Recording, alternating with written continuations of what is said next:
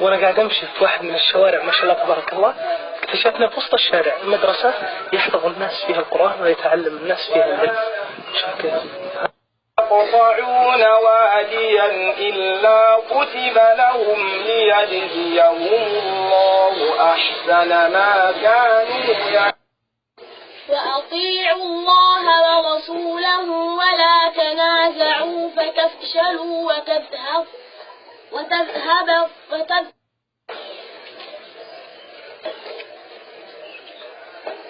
هذا جعلنا بيقرأ آيتين. إن الذين يتلون كتاب الله وأقاموا الصلاة وأنفقوا ليوفيهم أجورهم ويزيدهم من فضله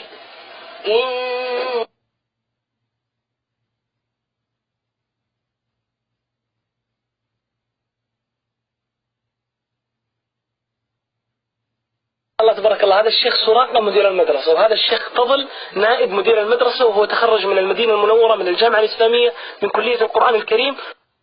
حصلت على المركز الأول في جائزة دبي الدولية لحفظ القرآن الكريم في عام 2005 ما شاء الله تبارك الله. والشيخ سراقة المركز الثاني.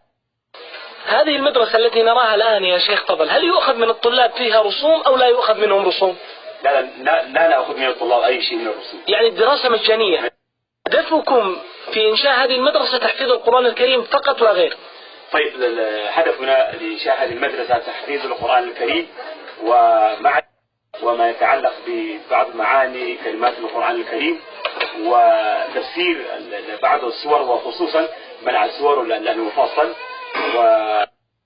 يعني الدراسات الإسلامية من الحديث ومن الفقه تدرس في أيام الخميس والجمعة. أيام الخميس والجمعة. يوم الخميس وبقية الأيام هي للقرآن. هي القرآن. ويحفظون القرآن على الألواح. طيب. طالب تقريبا يا شيخنا في المدرسة؟ يعني تقريبا 1000 طالب بين منتظم والذي يأتي في أوقات الجمعة. يعني المنتسبين المنتظمين قريب من 1000 طالب في المدرسة. لكن الذي يأتي كل يوم معنا هذا الشيخ معروف جاء من منطقة 1000 كيلو من جنوب نيجيريا حتى يدرس هنا. نعم 1000 كيلو. أكثر من 1000. نعم. كلا ربنا افتح بيننا وبين قومنا بالحق وأنت خير الفاتحين.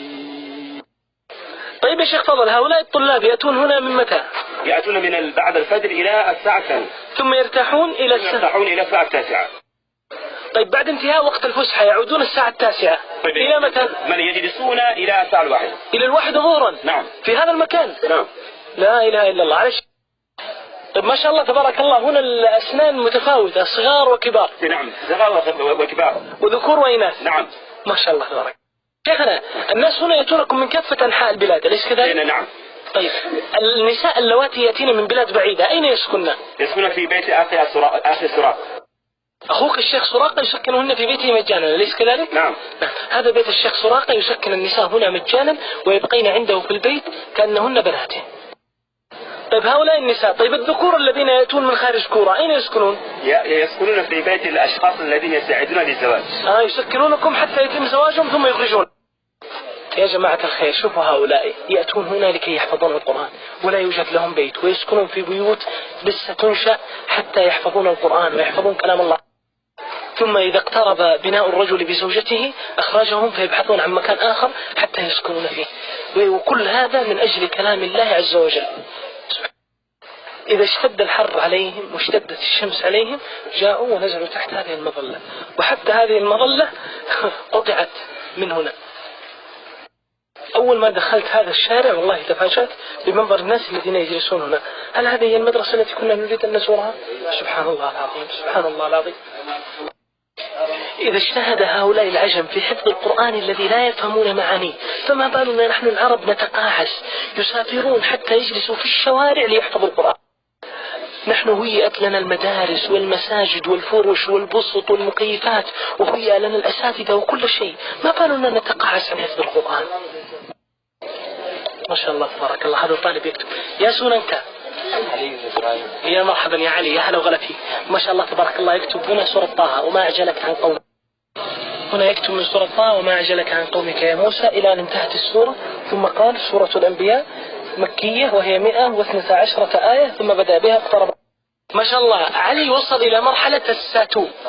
الساتو هذه عندهم أن يكتب القرآن الكريم كاملا من حفظه عن ظهر قلب، فيكتبه في الألواح. والله أنقودي يا علي، وأنقودي لكم جميعا والله العظيم، والله إنا سنكو سوسي. عليك السلام. طيب يا علي، لو سألناك ما هي أمنيتك؟ أنا ألتحق بكلية القرآن الكريم في جامعة الإسلامية بمدينة المنورة. أسأل الله عز وجل أن يبلغ كذلك. قل آمين. يا جماعة الخير، من يصدق أن مثل هذه الشوارع البدائية والأزقة العادية تخرج الأشخاص الذين يحصدون المراكز الأولى في جائزة دبي الدولية لحفظ القرآن؟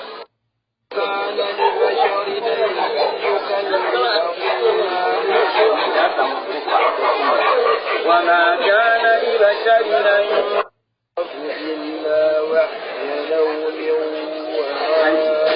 إلا وحي نوم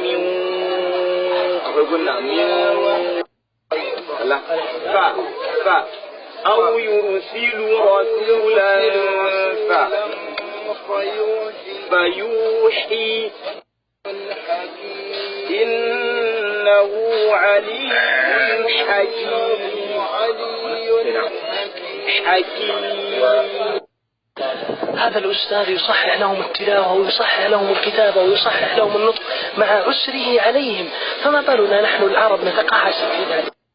هذا الدكتور علي موسى من كلية القرآن، وهذا الشيخ فضل من كلية القرآن، كلاهما خريجي الجامعة الإسلامية في